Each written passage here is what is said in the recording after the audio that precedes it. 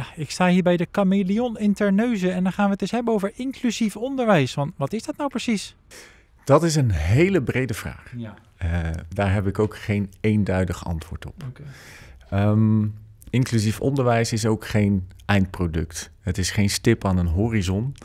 Dat is vooral een gevolg van op een hele serieuze manier bezig zijn met je vak. Wij zijn steeds meer vertrokken vanuit een gemiddeld kind, een fictief gemiddeld kind, die dan een perfect lineaire ontwikkeling doormaakt. Ja. En op het moment dat je daarvan afwijkt, zijn we gaan categoriseren. Dus dan val je plots buiten de boot.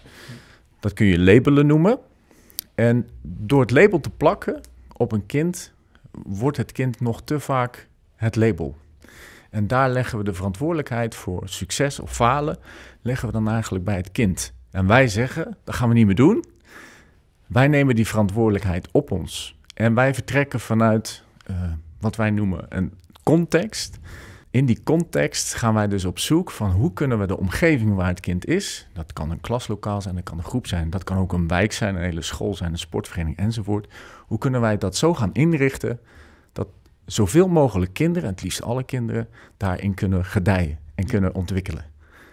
En dat is wat we graag zouden willen veranderen. Ja. Op het moment dat wij verder gaan met wat we aan het doen zijn, dan ga je zien dat we vertrekken vanuit die context waarin echt iedereen welkom is, waarin kinderen met elkaar kunnen opgroeien, thuis nabij, in de wijk. Niet vertrekken vanuit gemiddeldes of vanuit verschillen, maar vanuit laagdrempeligheid, vanuit relatie en een niet aflatende focus ook op leren. Want dat is uiteindelijk wel de bedoeling.